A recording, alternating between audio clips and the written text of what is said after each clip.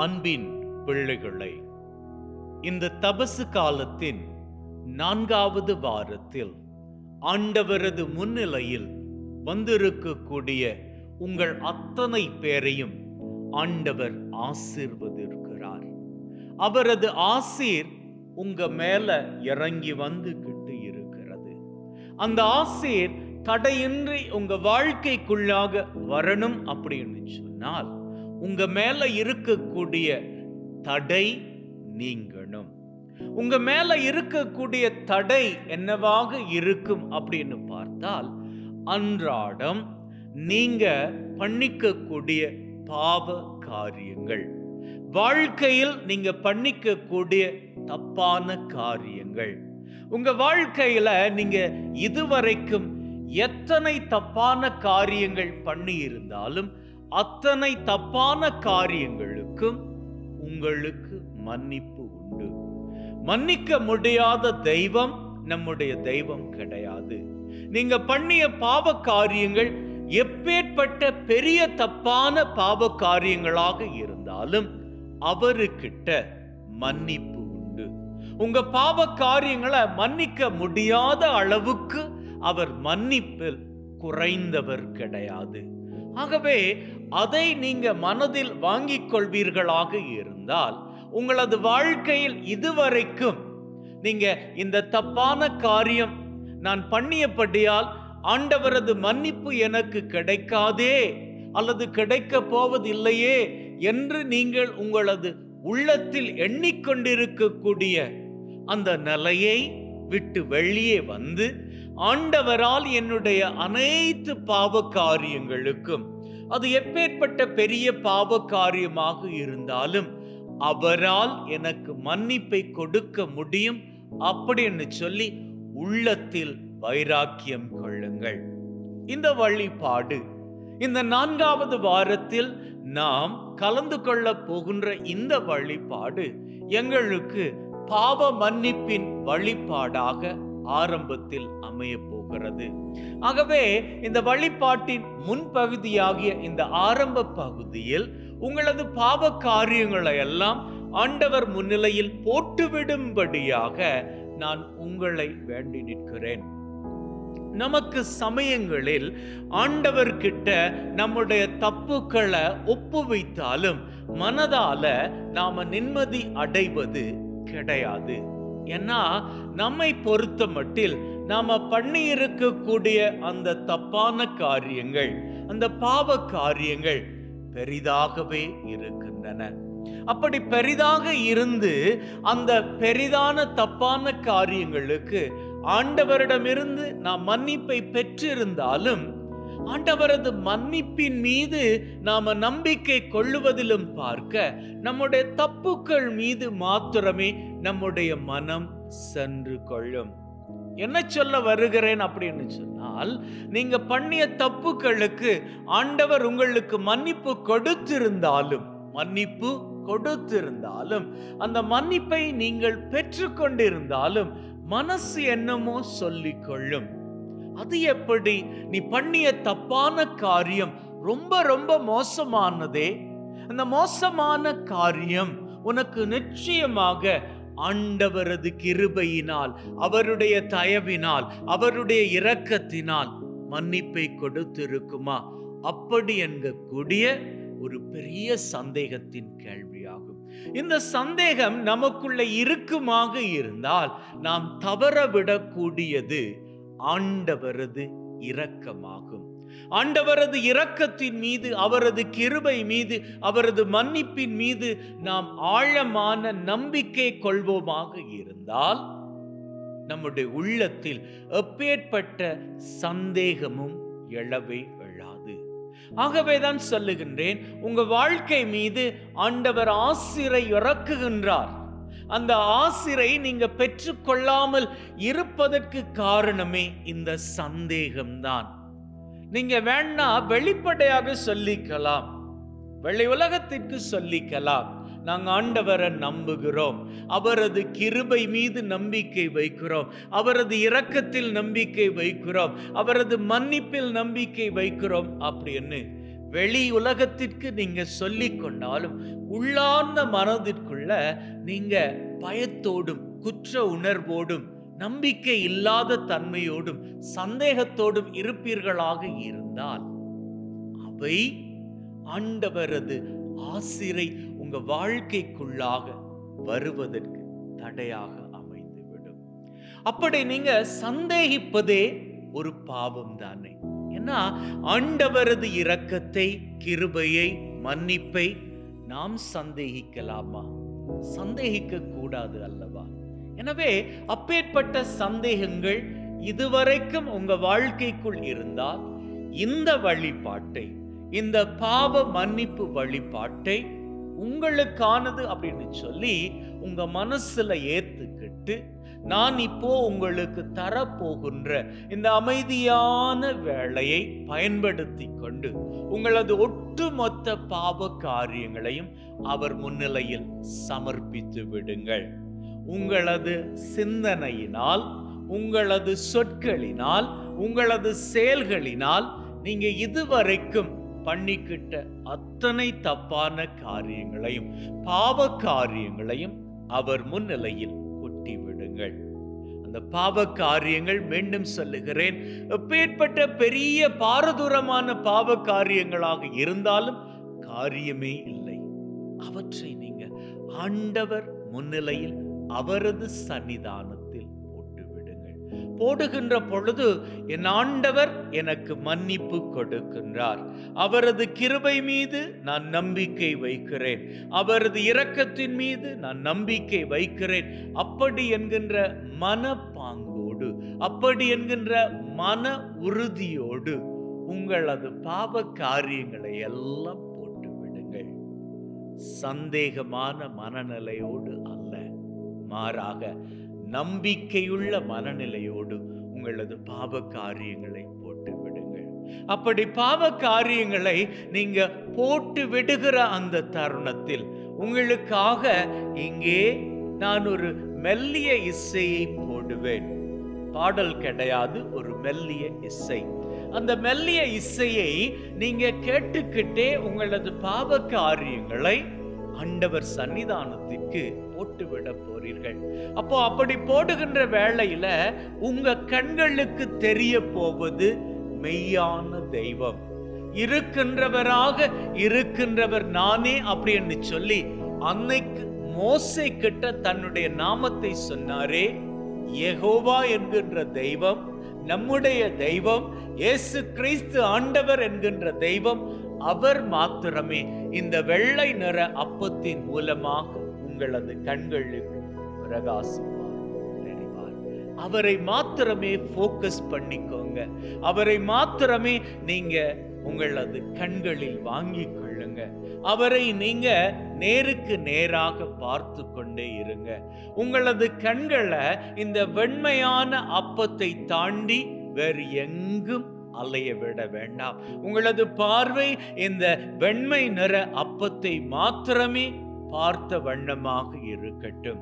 அப்படி பார்த்து கொண்டே உங்கள் மனதில் நீங்க அழுவீர்களாக இருந்தால், உங்களது பாவங்கள் குறித்து அழுவீர்களாக இருந்தால், உங்களது மனதில் அழுகை வெளிப்பட்டு வரட்டும்.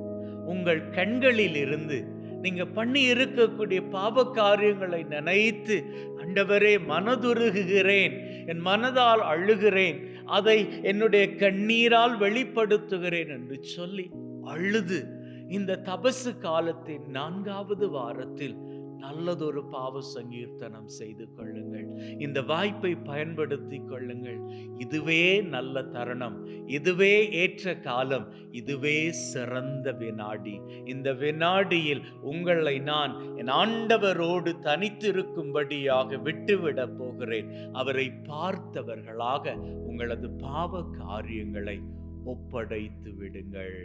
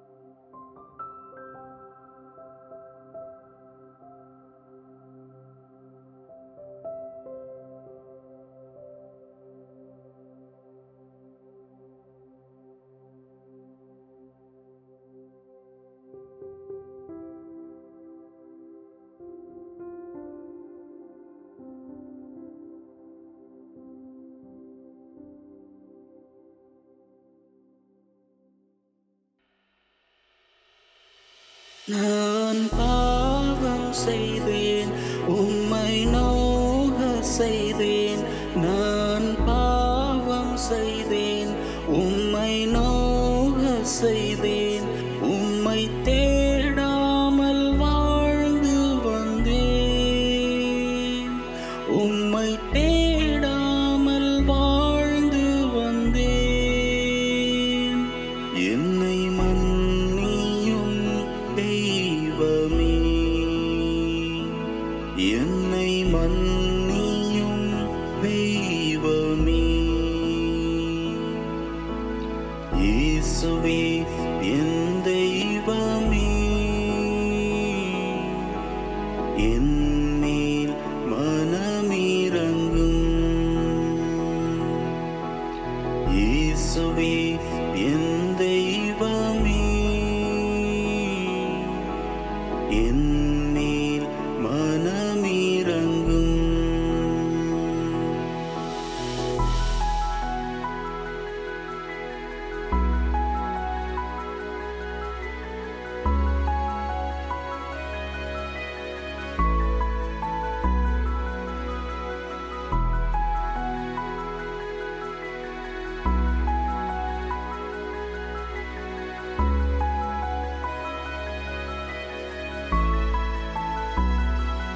உம்மை மறுதலித்தேன், பின் வாங்கிப் போனேன். உம்மை மறுதலித்தேன், பின் வாங்கிப் போனேன். உம் வல்லமை இழந்தேன் ஐயா, உம் வல்லமை இழந்தேன் ஐயா. என்னை மன்னியும் தெய்வமே, என்னை மன்னியும் தெய்வமே. இயேசுவே என் தெய்வமே, என் மேல் மனமிரங்கும். இயேசுவே என் தெய்வமே, என் மேல் மனமிரங்கும்.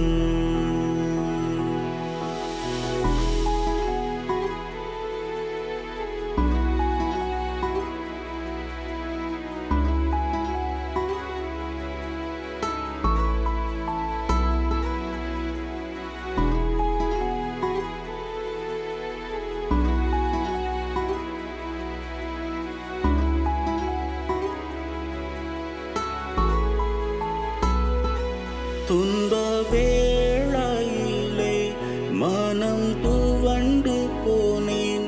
துன்ப வேளையிலே மனம் துவண்டு போனேன். உம்மை நினையாது தூரப் போனேன். உம்மை நினையாது தூரப் போனேன். என்னை மன்னியும் தெய்வமே, என்னை மன்னியும் தெய்வமே. இயேசுவே என் நண்பனே, மன்னித்தீர் நன்றி உமக்கே. மன்னித்தீர் நன்றி உமக்கே. மன்னித்தீர் நன்றி உமக்கே.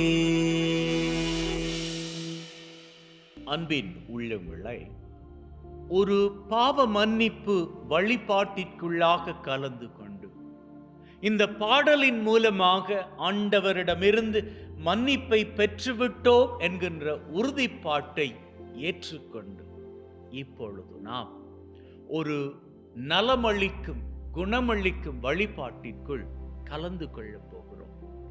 இந்த வழிபாட்டில் நாம மனசுல வைத்துக் கொள்ளக்கூடிய ஒரு காரியம் என்ன தெரியுமா? ஆண்டவர் இதுவரைக்கும் நம்ம வாழ்க்கையில பெரிய பெரிய இடர்களை அனுமதித்து இருக்கிறார் அப்படின்னா, அந்த இடர்களுக்குள்ளாக நாம கடந்துக்கிட்டு போறோம் அப்படின்னா, அந்த இடர்கள் நம்மோடு இருப்பதற்காக வரவில்லை. அந்த இடர்களை நாம தாண்டி போகின்ற வேளையில ஒண்ணு நம்ம கூடவே தெய்வம் இருப்பாரு, இரண்டாவது அந்த இடர்களை நாம தாண்டியதன் பிறகு ஆசிரின் வாழ்க்கை நமக்கு நிறைவாக கொடுக்கப்படும். அப்போ இந்த ரெண்டு காரியங்களையும் நம்முடைய மனதுல நாம வைத்து கொண்டால், நம்ம உடம்புல இருக்கிற வியாதியாக இருக்கட்டும், மனதுல இருக்கக்கூடிய பாரமாக இருக்கட்டும், வாழ்க்கையில் நாம் சந்திக்கக்கூடிய மாபெரும் சவால்களாக இருக்கட்டும், இவையெல்லாம் ஒண்ணுமே கிடையாது அப்படி என்கின்ற நிலைக்கு நாம வந்துருவோம். நம்முடைய வியாதிகளை குறித்து, உச்சம் தலை தொடங்கி உள்ளம் கால்வரை இருக்கக்கூடிய வியாதிகளை குறித்து, அல்லது நமக்கு ஏதாவது சர்ஜரி அப்படின்னு சொல்லி நம்முடைய சத்திர சிகிச்சைகளை குறித்து, அல்லது போனா நாங்க எங்களுக்காகவோ அல்லது எங்களது உறவுகளுக்காகவோ, இந்த ஐசியூல இருக்கக்கூடிய உறவுகள் இருக்கிறாங்க இல்லையா, அவர்களுக்காகவோ, அல்லது ஒரு வேளையில நாம இப்போ ஹாஸ்பிட்டல்ல அட்மிட் ஆகி இருந்தா நம்மை குறித்தோ நம்முடைய வியாதியை குறித்தோ நாம கலங்கிக்க மாட்டோம். ஏன் தெரியுமா? இந்த கலக்கம் கிளப்பம் எல்லாம் எப்ப தெரியுமா நமக்கு வருது? எப்போ அப்படின்னு சொன்னா, ஒரு பிரச்சனைக்குள்ளாக நாம இருக்கிற பொழுது அதனுடைய முடிவு என்ன அப்படின்னு தெரியாத போது, இந்த முடிவு நமக்கு நேரியதாக இருக்கு அப்படின்னு சொல்லி நமக்கு ஏற்கனவே தெரிஞ்சிருச்சு அப்படின்னு சொன்னா, நாம இந்த மோசமான உடல் நிலையில் கூட மகிழ்ச்சியாக இருப்போம். ஹல்லேலூயா. மோசமான சூழ்நிலையில் கூட நாம மகிழ்ச்சியாக இருப்போம். நம்ம உடம்புல மாத்திரம் இல்ல, நம்முடைய மனசுல கூட பாரமாக இருக்கக்கூடிய காரியம், எப்படி அந்த பணத்தை புரட்டிக்கிறது, நான் இந்த பணத்தை புரட்டி என்னுடைய கடனை அடைக்கல அப்படின்னு சொன்னா என் வீடு, என்னுடைய சொத்து என் கையை விட்டு போயிருமே. இப்போ இருக்கிற சூழ்நிலைக்கு கடனுக்கு மேல நான் கடனோடு இருக்கிறேன். இந்த கடனை நான் அடைத்தால் மட்டுமே என்னுடைய சொத்தை, என்னுடைய வீட்டை காப்பாத்திக்க முடியும். ஆனா எந்த விதமான நம்பிக்கை இல்லையே. என்ன பண்ணிக்கிறது? ஆசைப்பட்டு வீட்டை கட்டிட்டேன், கடனை வாங்கி வீட்டை கட்டிட்டேன், இருந்த காணியில வீட்டை கட்டிட்டேன், இருந்தாலும் இப்போ இந்த கடன் எல்லாம் அடைக்கல அப்படின்னு சொன்னா வீட்டோட சேர்த்து காணியும் பறி போயிருமே, சொத்து பூரா போயிருமே. என்ன பண்ணிக்க போறேன்? ஒரு தப்பு பண்ணிட்டேன், அந்த தப்ப நான் மறைக்கும்படியாக ஏதோ சில காரியங்கள் பண்ணிட்டேன். ஆனா இப்போ அது தெரியும் பட்சத்துல எனக்கான அவமானம் வந்து சேரப்போகுதே, நான் என்ன பண்ணிக்கிறது? உள்ளத்தால பரிதவித்து போன நிலை. இந்த சூழ்நிலையில நீங்க இருப்பீர்களாக இருந்தால், இன்னும் எத்தனையோ மனபாரங்களின் காரியங்கள், அப்பேற்பட்ட சூழ்நிலைகளுக்குள்ளாக நீங்க இருப்பீங்களாக இருந்தால், நீங்க ஒரு மோசமான சூழ்நிலையை கடந்துகிட்டு இருக்கிறீங்க அப்படின்னு அர்த்தம். அந்த சூழ்நிலையில இருந்து நீங்க வெளியில வரப்போறீங்க அப்படின்னு அர்த்தம். இந்த மோசமான சூழ்நிலையில நீங்க தனியாக இல்லை, துணையாக தெய்வம் இருக்கிறார். துணையாக இருக்கிற தெய்வம் உங்களை எங்க வரைக்கும் தெரியுமா கூட்டிக் கொண்டு வருவார்? இந்த மோசமான சூழ்நிலையில எல்லாம் இருந்து வெளியில கூட்டி வந்து நீங்க மகிழ்வை காணும்படிக்கு அவர் உங்களை அழைத்து கொண்டு வருவார். இன்னைக்கு நீங்க உங்க வாழ்க்கையில காணக்கூடிய மோசமான சவால்கள், இந்த சவால்களை உங்களால கையாண்டுக்கவே முடியாது அப்படின்னு நீங்க தான் நினைக்கிறீங்க. ஆனா இந்த சவால்களை தெய்வம் உங்க வாழ்க்கையில வைத்து இருக்கிறாரு அப்படின்னு சொன்னா அவருக்கு தெரியும் நீங்க சாதிச்சிருவீங்க அப்படின்னு சொல்லி. ஏன்னா அவர் தான் உங்க கூட இருக்கிறாரே. உங்களை பொறுத்த மட்டும் இந்த சவால் மோசமானதாக இருக்கலாம், பெரிதானதாக இருக்கலாம். என்னால என் குடும்ப பாரத்தையே தாங்கிக்க முடியலையே, அதற்குள்ள இந்த சவாலா? என்னால என்னுடைய மனைவியினுடைய பிரச்சனையே இதுவரைக்கும் சால்வ் பண்ணிக்க முடியலையே, அதற்குள்ள என் பசங்களினுடைய பிரச்சனையா? என்ன பண்ணிக்க போறேன்? கவலைப்பட வேண்டாம். ஆண்டவர் சுமக்க முடியாத பாரங்களை நமக்கு தருவது கிடையாது. அப்படி தருகின்ற பொழுது அதை தனியாக கையாளும்படிக்கு நம்மை விட்டு விடுவதும் கிடையாது. அவரு கூடவே இருக்கிறார். மோசமான சூழ்நிலையில் வாழ்க்கையில மிக மிக மோசமான சூழ்நிலைகளை சந்திக்கிற பொழுது மனசு கலங்கு இல்லையா, பதைக்கு இல்லையா? அந்த தருணத்துல நீங்க எண்ணிக்க வேண்டியது ஒரே ஒரு காரியம்தான். இந்த மோசமான சூழ்நிலையில மனசு கிடந்து தவிக்குதே, இந்த மனசுக்கு தெரியல இந்த மோசமான சூழ்நிலையில தெய்வம் என்னோடு இருக்கிறார். ஹல்லேலூயா. நீங்க மோசமான சூழ்நிலையில இருக்கிறப்போ ஆண்டவரது பலம் உங்களுக்குள்ள இரட்டிப்பாக அதிகரிக்கும். அதை நீங்க உணர்ந்துக்க முடியாதபடிக்கு அந்த சூழ்நிலை உங்களுக்கு பெரிதாக தெரியும். அந்த சூழ்நிலையை பெரிதுபடுத்தி காட்டுவது யாரு தெரியுமா? தெய்வம் கிடையாது, சத்துருவாகிய சாத்தான். ஏன்னா அவனுக்கு தான் தெரியுமே நீங்க ஜெயிக்க போறீங்க அப்படின்னு. நீங்க ஜெயித்தால் கடவுளின் சிநேகமுள்ள பிள்ளைகள் அப்படின்னு சொல்லி அவர் அண்டை ஓடி விடுவீர்களே, அவனுக்கு அது பிடிக்காதே. ஆகவே உங்களை அவன் வஞ்சிக்கணும், உங்களை அவன் பயப்படுத்தணும், உங்களை அவன் டென்ஷன் படுத்தணும், உங்க மனசை கலங்கடிக்கணும். அப்படி பண்ணிட்டா நீங்க ஆண்டவர் மீது இருக்கக்கூடிய நம்பிக்கையில ஒரு பெரிய பாரிய இழப்ப கண்டுவீங்க இல்லையா? ஆண்டவர் மீது நம்பிக்கை வைக்காமல் போய்விடுவீர்கள் அல்லவா? அப்படி அவர் மீது நம்பிக்கை வைக்காது போய்விட்டால் அவனுக்கு இலகு அல்லவா உங்களது மனதை அவன் பக்கமாக திருப்பிக் கொள்வதற்கு. ஆகவேதான் என்ன பண்ணுவான் ஆண்டவராகிய கடவுள், எப்போ உங்களுக்கு பாரிய ஒரு சவால அனுப்புகிறாரோ அப்போ அந்த சவால்ல நீங்க ஜெயிக்காத படிக்கு உங்களது மனசை போட்டு குழப்புவான். ஆண்டவர்கிட்டயே நீங்க ஏன் ஆண்டவரை இப்படி பண்ணீங்க அப்படின்னு கேள்வி கேட்கும் அளவுக்கு உங்களை ஆண்டவருக்கு எதிராக திருப்பி விடுவான். அதானே அன்னைக்கு நடந்தது. விடுதலை பயணம் 14வது அதிகாரத்துல பாருங்க, இஸ்ரவேல் ஜனங்கள் எகிப்துல இருந்து விடுதலையாகி வருகிறாங்க. அப்படி வர்ற வேளையில மோசே அவர்களை அழைச்சிக்கிட்டு வர்றாரு. திடீர்னு பார்த்தா இந்த சந்தோஷமான பயணம், விடுதலையின் பயணம் சோகத்தின் பயணமாக மாறி போகுது. எப்படி? இஸ்ரவேலர்கள் நடந்துகிட்டு வர்றாங்க, மோசே அவர்களை வழிநடத்திக்கிட்டு வர்றாரு. திடீரென்று இஸ்ரவேலர்கள் திரும்பி பார்க்கிறார்கள், பார்வோனின் படை அவர்கள் குதிரைகள்ல தேர்கள்ல வர்றாங்க. இஸ்ரவேலர்களை மீண்டுமாக பிடித்து கொண்டு எகிப்துல கொண்டு போய் அடைச்சு வைக்க, மீண்டுமாக இவர்களை அடிமைகளாக கொண்டு போக.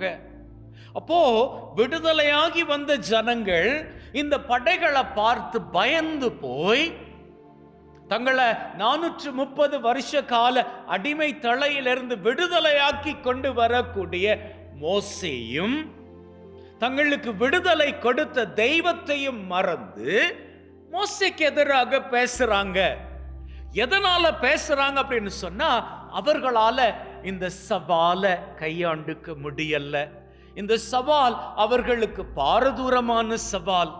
உங்க வாழ்க்கையில இன்னைக்கு எப்பேற்பட்ட பாரதூரமான சவாலை அல்லது சவால்களை சந்திச்சுக்கிட்டு இருக்கிறீங்க? நீங்க நினைச்சபடி உங்க பையனோ பொண்ணோ நல்லபடியாகத்தான் ஸ்கூல்ல படிச்சுக்கிட்டு வந்தாங்க, 10வது வரைக்கும் 12வது வரைக்கும் சூப்பரா படிச்சாங்க, உங்க சொற்பேச்சு கேட்டாங்க. ஆனா இப்போ அவர்கள் அடுத்த கட்ட படிப்புக்கு உயருகிற வேளையில உங்க சொற்பேச்சு கேட்கிறாங்க இல்ல, உங்க காதல் அடிபடுது, அவங்க தப்பான உறவுகளோடு நாட்டம் வைத்து இருக்கிறாங்க அப்படின்னு சொல்லி, அவங்க போதை பழக்கத்துக்கு பின்னால போய்கிட்டு இருக்கிறாங்க அப்படின்னு சொல்லி, உங்க பசங்க திருமணம் வேணாம் அப்படின்னு சொல்லி அவங்க அவாய்ட் பண்ணிக்கிட்டு தப்பான சில காரியங்கள் பண்ணிக்கிட்டு தெரியுறாங்க. இவற்றை எல்லாம் கேட்கிற பொழுது உங்க மனசே இடி விழுந்தது போல போய்விடுகிறது அல்லவா?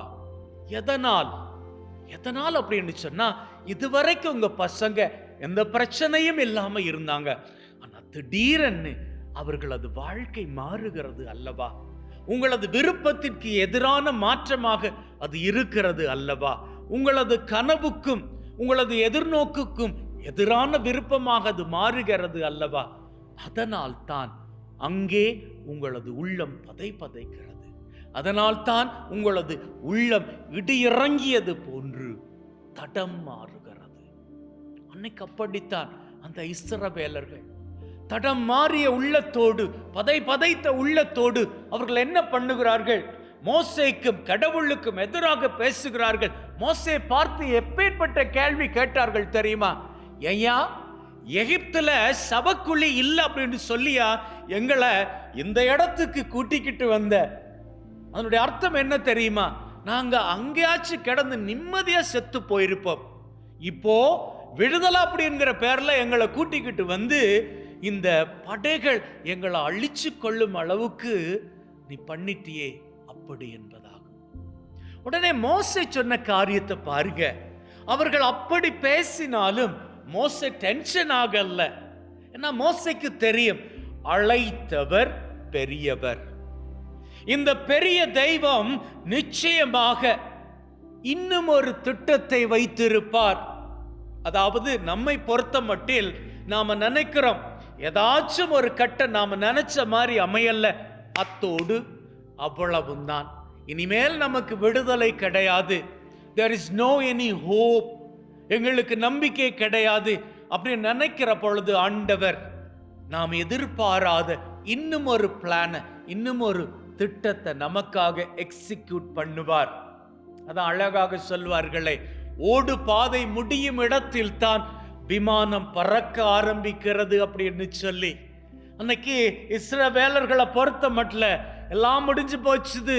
ஏன்னா முன்னாடி மாபெரும் கடல், செங்கடல், பின்னாடி பார்வோன் படை, அழிவு, இனி ஒன்றும் பண்ண முடியாது, அவர்கள் வந்து அழிச்சு விடுவார்கள்.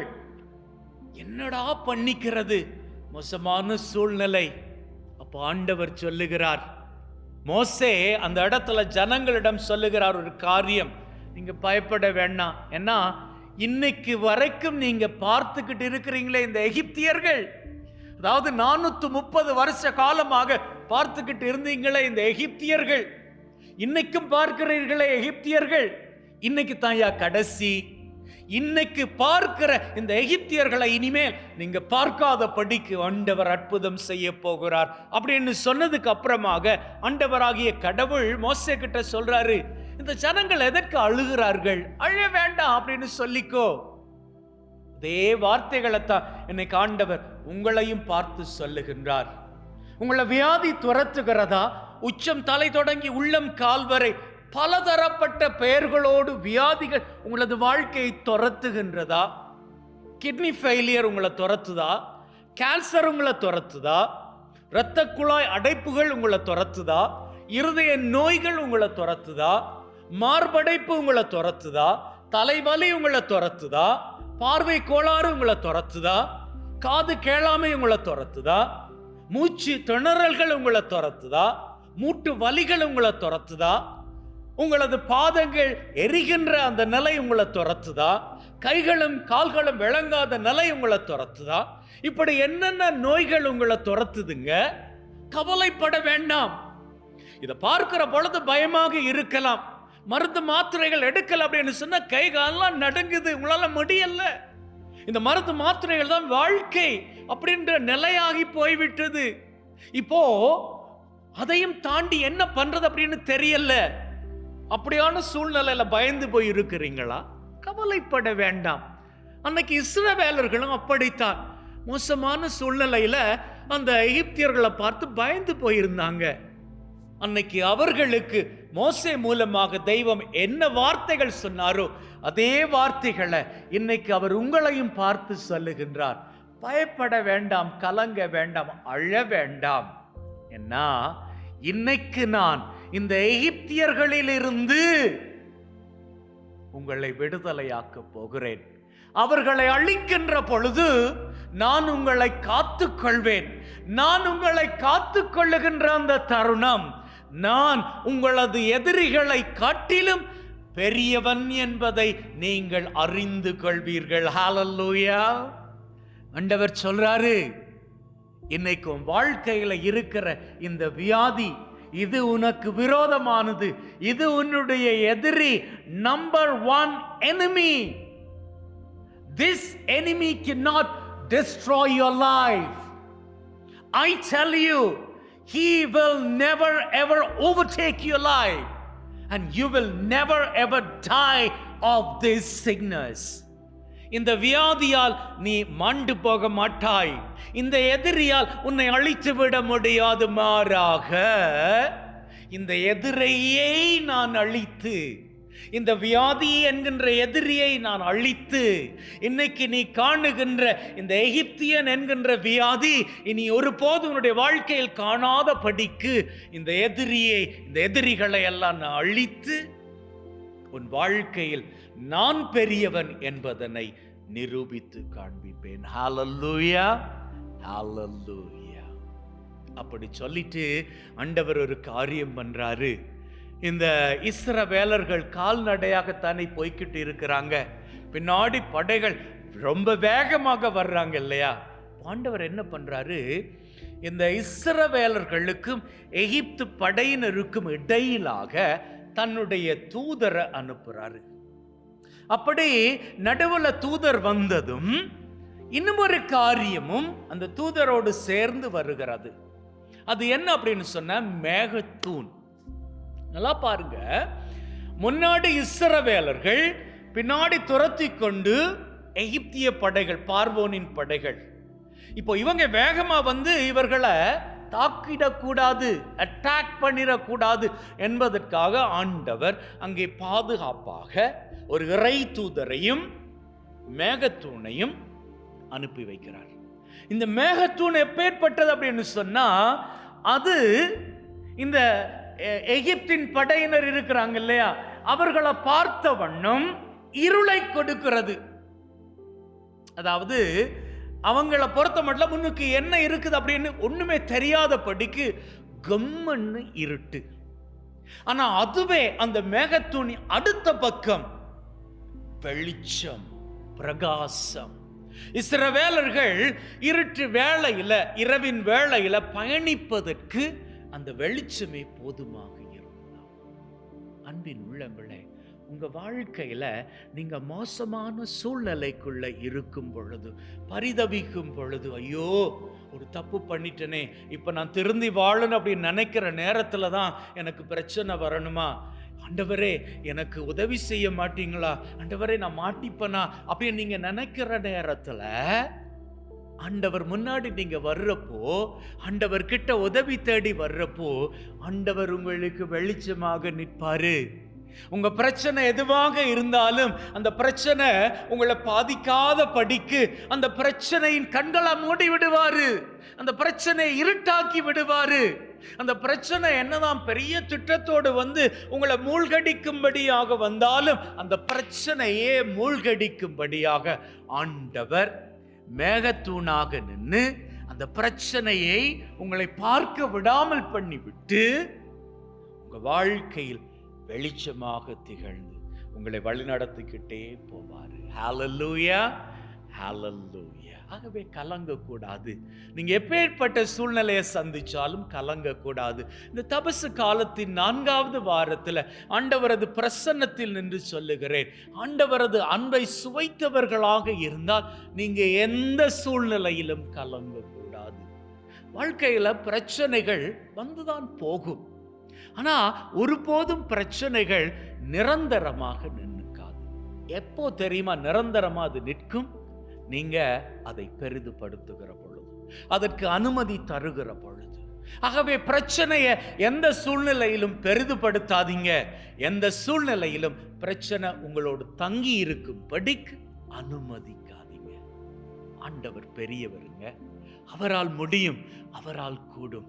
அவரது திட்டங்கள் உங்களது வாழ்க்கையை பொறுத்த மட்டில் பெரியது, பெரியது. ஹல்லேலூயா, ஹல்லேலூயா.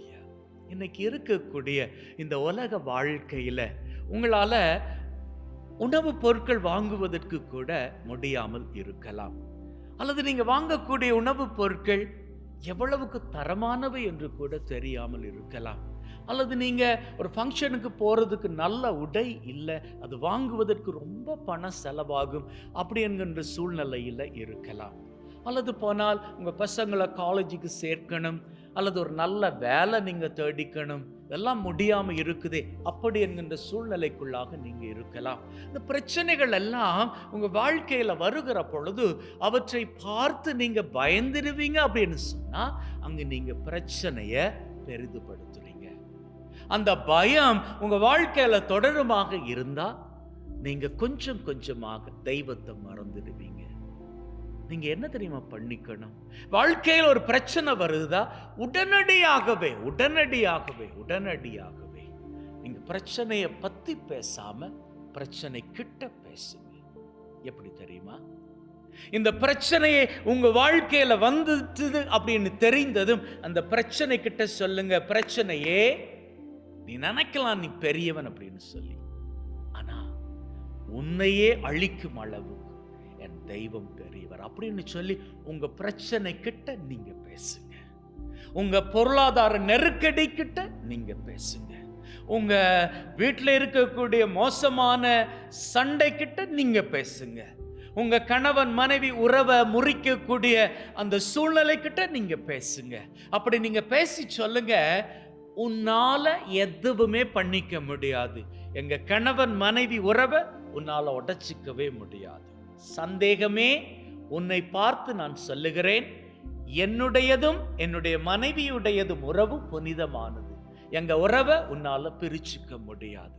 ஆகவே இந்த சூழ்ச்சி எல்லாம் எங்க கிட்ட வாய்க்காது, எங்களை விட்டு ஓடி போயிரு அப்படின்னு பிரச்சனை கிட்ட பேசுங்க. பண கஷ்டமே நீ நினைக்கலாம் நாங்க வறுமையில கிடப்போம் அப்படின்னு சொல்லி, ஆனா உன்னால எங்களை ஜெயிச்சுக்க முடியாது. ஏன்னா நாங்க செல்வ செழிப்புள்ள தெய்வத்தின் பிள்ளைகள். இப்போ எங்களுக்கு பண நெருக்கடியாக இருக்கலாம், ஆனா உன்னால எங்களை உன் கண்ட்ரோலுக்குள்ள வைத்திருக்க முடியாது. சீக்கிரமே நாங்க செழிப்பை காணும் அப்படின்னு பிரச்சனை கிட்ட நீங்க பேசுங்க. பிரச்சனையை பத்தி பேசிக்காதீங்க. அப்படி நீங்க பிரச்சனை கிட்ட பேசுவீர்களாக இருந்தால் உங்களது நம்பிக்கையை காணக்கூடிய தெய்வம் தன்னுடைய வெளிச்சத்தை உங்க மேல பிரகாசிக்க செய்வார்.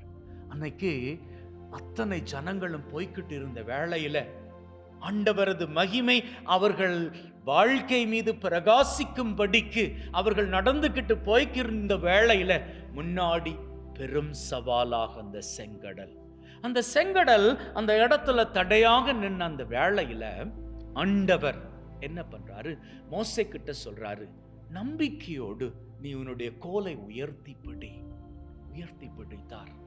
செங்கடல் இரண்டாக பிரிந்து அவர்களுக்கு வழி கொடுத்தது. தண்ணீர் எல்லாம் ரெண்டு பக்கமாக சுவராக, மதில் சுவராக எழுந்து நிற்க அங்கே தரை அவர்களுக்கு வழியாக கொடுக்கப்பட்டது. கடந்து போனார்கள். They were in a dead end, almost in a dead end, because they had no way to cross a big ocean, a Red Sea. அவர்கள் நின்னுக்கிட்டு இருந்தது மரணத்தின் வாயில். அங்கே இருந்தது செங்கடல், பெரிய ஒரு சமுத்திரம். அந்த சமுத்திரம் இரண்டாக பிளக்கவே முடியாது. இருந்தாலும் மோசமான சூழ்நிலையில் நின்னுக்கிட்டு இருந்த வேளையில் தான் தெய்வத்தின் அனுகிரகம் அங்கே அவர்களுக்கு கொடுக்கப்பட்டது. அவரது பிரசன்னம் அங்கே இறங்கி தடையாக நின்ன அந்த செங்கடலை இரண்டாக பிளந்து கொடுத்தது. உங்க வாழ்க்கையிலும் இன்னைக்கு நான் பேசுறேன், ஆண்டவர் முன்னிலையில நான் பேசுறேன். எப்பேற்பட்ட மோசமான தடையான காரியங்கள் எழுந்து நின்றாலும், நம்பிக்கையை உடைக்கக்கூடிய காரியங்கள் எழுந்து நின்றாலும் ஆண்டவர் சொல்லுகிறார், இதுவரை கண்ட எகிப்தியரை இனி ஒருபோதும் நீ காணப்போவதில்லை. இதுவரை உன் வாழ்க்கையில் இருந்த இந்த மோசமான அடிமை தலை இனிமேல் உன் வாழ்க்கை மீது இருக்க போவதில்லை. உன்னுடைய வாழ்க்கையில இனிமேல் எந்த நம்பிக்கையும் இல்லையா? நான் சொல்லுகிறேன், ஆமீன். தெய்வம் உங்களை பார்த்து சொல்லுகின்றார், நான் சொல்லுகின்றேன், நான் உனக்கு நம்பிக்கையாக இருக்கிறேன். என்ன, உலகின் முடிவு வரை என்னாலும் உன்னோடு நான் இருக்கிறேன். நம்புவீர்களா? ஆண்டவரை நம்புவீர்களா? என் தெய்வத்தை நம்புவீர்களா? நம்புவீர்களாக இருந்தால் அவரை கட்டியாக பற்றி பிடித்துக் கொள்ளுங்கள்.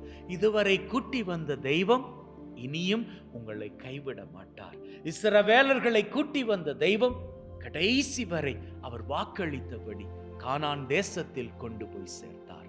அதுவரை எத்தனையோ சவால்கள், எத்தனையோ பிரச்சனைகள், எத்தனையோ காரியங்கள் எழுந்த வேளையில் அவற்றை எல்லாம் ஜனங்களுக்கு முறியடித்து கொடுத்து அவர்களை ஜெயம் காணும்படிக்கு கானான் தேசம் கொண்டு போய் சேர்த்தார். அப்படி கொண்டு போய் சேர்த்த அதே தெய்வம் இங்கே பிரசன்னமாகி இருக்கிறார். அவர் உங்களை பார்த்து சொல்லுகின்றார், நீங்க எந்த வயதினராக இருந்தாலும் சரி, என்னுடைய கிருபை உங்களோடு இருக்கிறது. அந்தந்த வயதில் அந்தந்த பிரச்சனைகள் வந்தேதான் தீரும். எந்தெந்த பிரச்சனைகளுக்குள்ளாக கடந்து கொண்டு போகிறீர்களோ அந்தந்த பிரச்சனைகள் குறித்து நீங்கள் கவலைப்படாதீர்கள். அந்தந்த பிரச்சனைகளை பெரிதுபடுத்தாதீர்கள். இந்த பிரச்சனைகள் எல்லாம் வந்து போக வேண்டியவை. அவை வருகின்ற பொழுது அவற்றை நிறுத்தி விடாதீர்கள். அவை கடந்து போகும்படிக்கு நீங்க என்னை உங்களது தெய்வமாக பெரிதுபடுத்திக் கொள்ளுங்கள் அப்படின்னு தெய்வம் பிரியப்படுகிறார். அவரை பெரியவராக நம்முடைய வாழ்க்கையில் வைத்துக் கொள்வோம். அப்பொழுது நம்முடைய வாழ்க்கையில் இருக்கக்கூடிய பிரச்சனைகள் எல்லாம் நம்மை விட்டு கலன்று போய்விடும். நாம் வெற்றி வீரர்களாக உயர்ந்து நிற்போம். கவலைப்பட வேண்டாமே, கலங்க வேண்டாமே. கவலைப்பட்டு கலங்கி அப்படி எதை நாம சாதிக்க போகின்றோம்? எதையும் சாதிக்க முடியாது. ஆகவே இந்த வழிபாடு, இந்த நற்கருணை வழிபாடு, இந்த குணமளிக்கும் வழிபாடு, இந்த நற்சுகத்தின் வழிபாடு இன்னைக்கு உங்களுக்கு ஒரு தெளிவை கொடுக்கட்டும். நான் என் தெய்வத்தின் பிள்ளை. என் தெய்வம் என்னை விடுதலை ஆக்கிக் கொண்டே இருக்கிற தெய்வம். என் வாழ்க்கையில் அவர் அனுமதிக்கக்கூடிய பிரச்சனைகள் என்னை தடைப்படுத்தி விட முடியாது, என்னை முறியடித்து விட முடியாது, என்னை நிறுத்திவிட முடியாது. மாறாக என்னை முன்னேற்றத்தில் மாத்திரமே கொண்டு போய் சேர்க்கக்கூடியது. அதற்கு எனக்கு துணையாக அவர் இருக்கிறார். என்னதான் சவால்களுக்குள்ளாக நான் நடந்தாலும் நான் தனியாக நடப்பது கிடையாது. அவர் என் கூடவே நடக்கிறார். அவர் என் கூடவே நடக்கின்றபடியால் அவர் என்னுடைய வலது கரத்தை பற்றி பிடித்து கொண்டிருக்கிறார். அவர் என்னுடைய வலது கரத்தை பற்றி பிடித்து கொண்டு இருக்கிறபடியால் அவர் நிச்சயமாக என்னை கானான் கொண்டு போய் சேர்ப்பார். நான் மகிழ்வோடு வாழுவேன். பாலும் தேனும் பொழிகின்ற ஆசீரின் தேசத்தில் நான் மகிழ்வோடு வாழ்வேன் அப்படின்னு நம்பிக்கொள்ளுங்கள். உங்களது ஆசீர் உங்க மேல நிறைவாக இறங்கி வரும். இனிமேல் எந்த தடையும் கிடையாது. உங்க வாழ்க்கை ஆசீரோடு மாத்திரமே இருக்க போகிறது.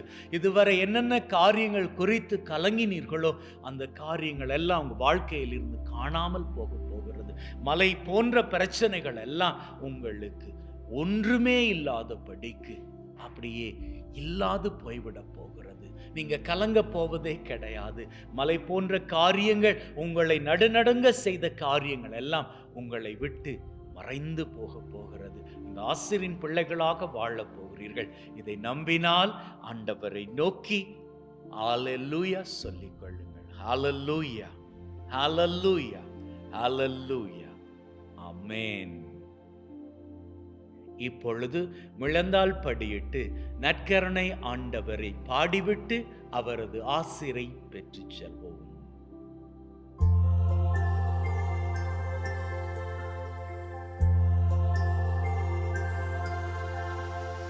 அருளே மாண்புயரே, என் நிறைவே மாண்புயரே, உம்மை தாழ்ந்தே நான் வணங்கி பணிந்திட என்னை உயர்த்தும் நிறையே. உயிரே என் உயிரே, மாண்புயரே என் உயிரே, அருளோடென்னை வாழச் செய்யும் விரையே என் நிறைவே. எனது புலன்களில் நம்பிக்கை பெருக, உமது மேலான மாட்சிமை சிறக்க, அறிய இயலா குறைகளை விலக்கி, எம்மை புதிதாய் பிறக்கச் செய்யும். அருளே மாண்புயரே, என் நிறைவே மாண்புயரே, உம்மை தாழ்ந்தே நான் வணங்கி பணிந்திட என்னை உயர்த்தும் நிறையே. உயிரே என் உயிரே, மாண்புயரே என் உயிரே, அருளோடென்னை வாழச் செய்யும் இறையே என் நிறைவே. கடந்த காலத்து நியமங்கள் முறைமைகள் இனிதே நிறைவடைய மனமே மகிழ்வடையும். புதிதாய் நியமங்கள் முறைமைகள் பிறக்கட்டும், அதனால் மனமென்று மகிழ்வால் நிரம்பட்டும். தந்தைக்கும் மகனுக்கும் மாட்சியே பெருகட்டும், தூய ஆவிக்கும் புகழ்ச்சியே ஓங்கட்டும். அளவிட முடியா மகிழ்ச்சியை திளைக்கட்டும், மூவரும் ஒருங்கே மாட்சிமை பெறட்டும். அருளே மாண்புயரே என் நிறைவே, மாண்புயரே உம்மை தாழ்ந்தே நான் வணங்கி பணிந்திட என்னை உயர்த்தும் நிறையே. உயிரே என் உயிரே, மாண்புயரே என் உயிரே, அருளோடென்னை வாழச் செய்யும் இறையே என் நிறைவே. பரலோக அப்பத்தை எங்களுக்கு கொடுத்தருளினீரே, அதில் சகல மதுரமும் இன்பமும் உண்டாயிருந்தது. ஜெபிப்போமாக. அன்பே ஊற்றாகிய தகப்பனே, இந்த வெள்ளை நிற அப்பத்தில் எங்களுக்காக உம்முடைய திருக்குமாரன் இயேசு கிறிஸ்துவின் மகிமை நிறைந்த இனிமையான நினைவுகளை கொடுத்திருக்கின்றீரே. இந்த அப்பத்தை ஏறெடுத்து பார்க்கின்ற நாங்கள் வாழ்விலே எப்போதும் மகிழ்ந்திருக்கவும், அதன் வழியாக சிகரங்களை உயரங்களாக தொட்டு மகிழவும் நீர்தாமே கிருபை செய்தருள வேண்டும் என்று சிவியராய் வாழ்ந்து ஆட்சி செய்கின்ற உம்மை வேண்டுகின்றோம். ஆமென்.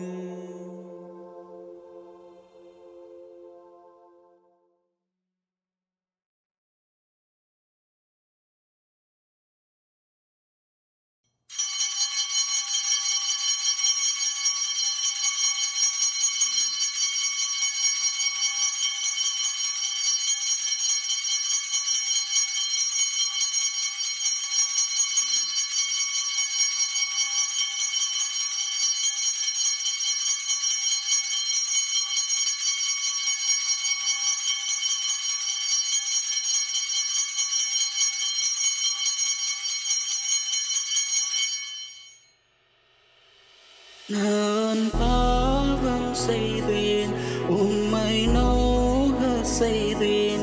நான் பாவம் செய்தேன், உம்மை நோக செய்தேன். உம்மை தேடாமல் வாழ்ந்து வந்தேன், உம்மை தேடாமல் வாழ்ந்து வந்தேன். என்னை மன்னியும் தெய்வமே, என்னை மன்னியும் தெய்வமே. இயேசுவே என் தெய்வமே, என் மேல் மனமிரங்கும். இயேசுவே என் தெய்வமே, என் மேல் மனமிரங்கும்.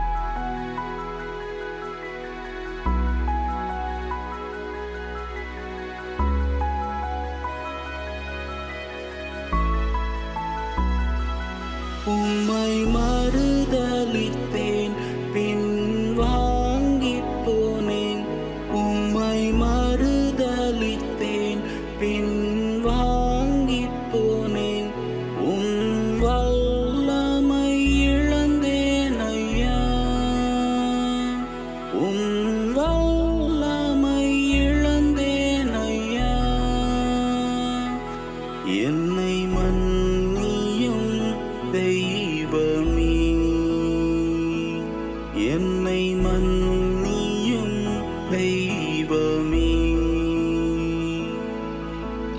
இயேசுவே என் தெய்வமே, என் மேல் மனமிரங்கும். இயேசுவே என் தெய்வமே, என் மேல் மனமிரங்கும்.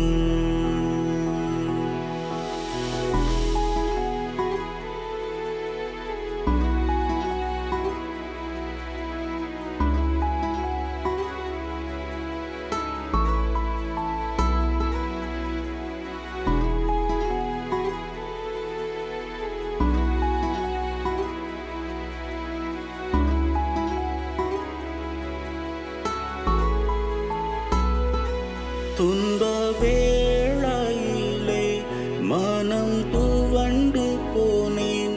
துன்ப வேளையிலே மனம் துவண்டு போனேன். உம்மை நினையாது தூரப் போனேன்.